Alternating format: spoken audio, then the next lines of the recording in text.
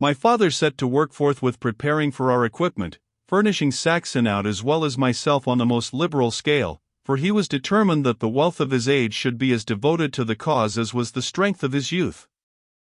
These arrangements had to be carried out with the most extreme caution, for there were many prelatists in the village, and in the present disturbed state of the public mind any activity on the part of so well-known a man would have at once attracted attention. So carefully did the wary old soldier manage matters, however, that we soon found ourselves in a position to start at an hour's notice, without any of our neighbors being a whit the wiser. His first move was to purchase through an agent 2 suitable horses at Chichester Fair, which were conveyed to the stables of a trusty Whig farmer living near Portchester, who was ordered to keep them until they were called for. Of these animals one was a mottled grey, of great mettle and power, standing 17½ hands high, and well up to my weight, for in those days, my dears, I had not laid on flesh, and weighed a little under 16 stone for all my height and strength. A critic might have said that Covenant, for so I named my steed, was a trifle heavy about the head and neck, but I found him a trusty, willing brute, with great power and endurance. Saxon, who when fully accoutred could scarce have weighed more than 12 stone, had a light bay Spanish jennet, of great speed and spirit. This mare he named Chloe, after a godly maiden of his acquaintance, though, as my father remarked, there was a somewhat ungodly and heathenish smack about the appellation. These horses and their harness were bought and held ready without my father appearing in the matter in any way. This important point having been settled, there was the further question of arms to be discussed, which gave rise to much weighty controversy between Decimus Saxon and my father, each citing many instances from their own experiences where the presence or absence of some taslet or armguard had been of the deepest import to the wearer. Your great-grandfather had set his heart upon my wearing the breastplate which still bore the dints of the Scottish spears at Dunbar, but on trying it on we found it was too small for me. I confess that this was a surprise, for when I looked back at the awe with which I had regarded my father's huge proportions, it was marvelous to me to have this convincing proof that I had outgrown him. By ripping down the side leather and piercing holes through which a lace could be passed, my mother managed to arrange it so that I could wear it without discomfort. A pair of taslets or thigh pieces, with guards for the upper arm and gauntlets, were all borrowed from the old parliamentary equipment, together with the heavy straight sword and pair of horse pistols which formed the usual weapons of a cavalier. My father had chosen me a headpiece in Portsmouth, fluted, with good barrettes, padded inside with soft leather, very light and yet very strong. When fully equipped, both Saxon and my father agreed that I had all that was requisite for a well-appointed soldier. Saxon had purchased a buff coat, a steel cap, and a pair of jackboots, so that with the rapier and pistols which my father had presented him with, he was ready to take the field at any time. There would, we hoped, be no great difficulty in our reaching Monmouth's forces when the hour came. In those troublous times the main roads were so infested by highwaymen and footpads, that it was usual for travellers to carry weapons and even armour for their protection. There was no reason therefore why our appearance should excite suspicion. Should questions be asked, Saxon had a long story prepared, to the effect that we were travelling to join Henry Somerset, Duke of Beaufort, to whose household we belonged. This invention he explained to me, with many points of corroboration which I was to furnish, but when I said positively that I should rather be hanged as a rebel than speak a falsehood, he looked at me open-eyed, and shook his head as one much shocked. A few weeks of campaigning, he said, would soon cure me of my squeamishness. For himself, no more truthful child had ever carried a horn-book, but he had learned to lie upon the Danube, and looked upon it as a necessary part of the soldier's upbringing. For what are all stratagems, ambuscades, and outfalls but lying upon a large scale, he argued. What is an adroit commander but one who hath a facility for disguising the truth? When, at the battle of Senlac, William the Norman ordered his men to feign flight in order that they might break his enemy's array, a while much practiced both by the Scythians of old and by the Croats of our own day, pray what is it but the acting of a lie? Or when Hannibal, having tied torches to the horns of great droves of oxen, caused the Roman consuls to imagine that his army was in retreat, was it not a deception or infraction of the truth, a point well brought out by a soldier of repute in the treatise and in Bello Dolo uti lyceat, and apud hosts falsiloquio uti lyceat? And so if, After these great models, I in order to gain mine ends do announce that we are bound to Beaufort when we are in truth making for Monmouth. Is it not in accord with the usages of war and the customs of great commanders? All which specious argument I made no attempt to answer, beyond repeating that he might avail himself of the usage, but that he must not look to me for corroboration. On the other hand, I promised to hold my speech and to say nothing which might hamper him, with which pledge he was forced to be contented. And now at last, my patient listeners, I shall be able to carry you out of the humble life of the village, and to cease my gossip of the men who were old when I was young, and who are now lying this many a year in the Bedhampton churchyard. You shall come with me now, and you shall see England as it was in those days, and you shall hear of how we set forth to the wars, and of all the adventures which overtook us.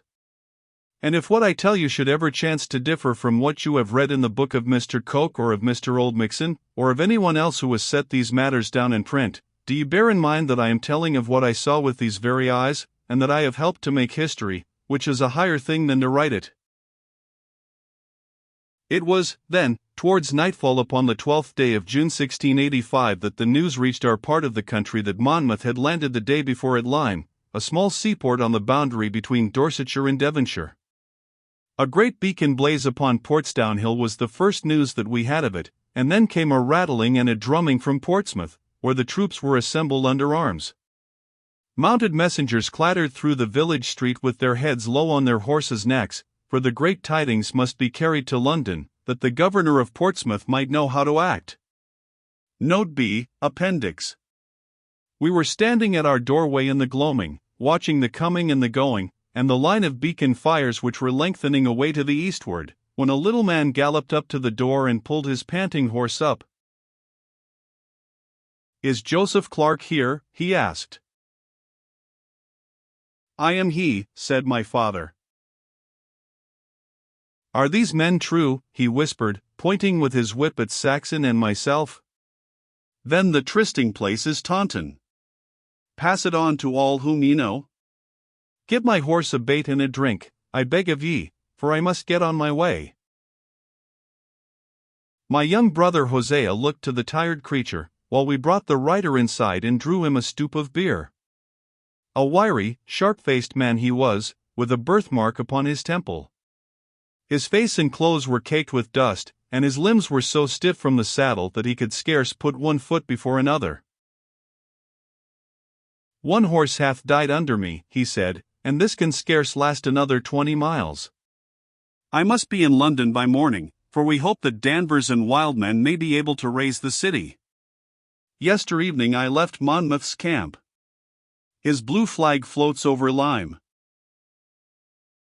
"What force hath he?" my father asked anxiously. "He hath but brought over leaders. The force must come from you folk at home.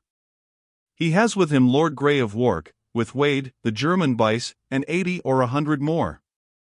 Alas! That two who came are already lost to us. It is an evil, evil omen." "What is amiss, then?" "Dare, the goldsmith of Taunton, hath been slain by Fletcher of Saltoun in some child's quarrel about a horse. The peasants cried out for the blood of the Scot, and he was forced to fly aboard the ships. A sad mishap it is, for he was a skillful leader and a veteran soldier." "Aye," cried Saxon impatiently, "there will be some more skillful leaders and veteran soldiers in the West presently to take his place. But if he knew the usages of war, how came it that he should fight upon a private quarrel at such a time?"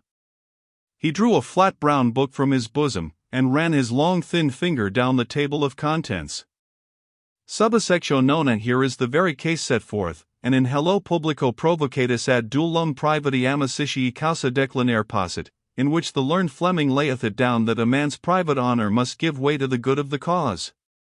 Did it not happen in my own case that, on the eve of the raising of the Anlagerung of Vienna, we stranger officers having been invited to the tent of the general, it chanced that a red-headed Irisher, one O'Daffy, an ancient in the regiment of Pappenheimer, did claim precedence of me on the ground of superiority of blood? On this I drew my glove across his face, not, mark ye, in anger, but as showing that I differed in some degree from his opinion. At which dissent he did at once offer to sustain his contention, but I, having read this subsection to him, did make it clear to him that we could not in honor settle the point until the Turk was chased from the city. So after the onfall. Nay, sir, I may hear the narrative some future day, said the messenger, staggering to his feet. I hope to find a relay at Chichester, and time presses. Work for the cause now, or be slaves forever. Farewell. He clambered into his saddle, and we heard the clatter of his hoofs dying away down the London road. The time hath come for you to go, Micah, said my father solemnly. Nay, wife, do not weep, but rather hearten the lad on his way by a blithe word and a merry face. I need not tell you to fight manfully and fearlessly in this quarrel. Should the tide of war set in this direction, you may find your old father riding by your side. Let us now bow down and implore the favor of the Almighty upon this expedition. We all knelt down in the low-roofed, heavy-raftered room while the old man offered up an earnest, strenuous prayer for our success. Even now, as I speak to ye, that group rises up before mine eyes. I see once again your ancestor's stern, rugged face, with his brows knitted and his corded hands writhed together in the fervor of his supplication. My mother kneels beside him with the tears trickling down her sweet, placid face, stifling her sobs lest the sound of them make my leave-taking more bitter. The children are in the sleeping room upstairs, and we hear the patter of their bare feet upon the floor. The man Saxon sprawls across one of the oaken chairs, half kneeling, half reclining, with his long legs trailing out behind, and his face buried in his hands. All round in the flickering light of the hanging lamp I see the objects which have been so familiar to me from childhood, the settle by the fireplace, the high-back stiff-elbowed chairs, the stuffed fox above the door, the picture of Christian viewing the promised land from the summit of the delectable mountains, all small trifles in themselves, but making up among them the marvelous thing we call home, the all-powerful lodestone which draws the wanderer's heart from the farther end of the earth. Should I ever see it again save in my dreams, I, who was leaving this sheltered cove to plunge into the heart of the storm? The prayer finished, we all rose with the exception of Saxon, who remained with his face buried in his hands for a minute or so before starting to his feet. I shrewdly suspect that he had been fast asleep, though he explained that he had paused to offer up an additional supplication. My father placed his hands upon my head and invoked the blessing of heaven upon me. He then drew my companion aside, and I heard the jingling of coin, from which I judged that he was giving him something wherewith to start upon his travels. My mother clasped me to her heart, and slipped a small square of paper into my hand, saying that I was to look at it at my leisure, and that I should make her happy if I would but conform to the instructions contained in it. This I promised to do, and tearing myself away I set off down the darkened village street, with my long-limbed companion striding by my side. It was close upon 1 in the morning, and all the country folk had been long abed. Passing the wee chief and the house of old Solomon, I could not but wonder what they would think of my martial garb were they afoot. I had scarce time to form the same thought before Zachary Palmer's cottage when his door flew open, and the carpenter came running out with his white hair streaming in the fresh night breeze. "I have been awaiting you, Micah," he cried. "I had heard that Monmouth was up, and I knew that you would not lose a night ere starting. God bless you, lad, God bless you. Strong of arm and soft of heart, tender to the weak and stern to the oppressor, you have the prayers and the love of all who know you." I pressed his extended hands, and the last I saw of my native hamlet was the shadowy figure of the carpenter as he waved his good wishes to me through the darkness. We made our way across the fields to the house of Whittier, the Whig farmer, where Saxon got into his war harness. We found our horses ready saddled and bridled, for my father had at the first alarm sent a message across that we should need them.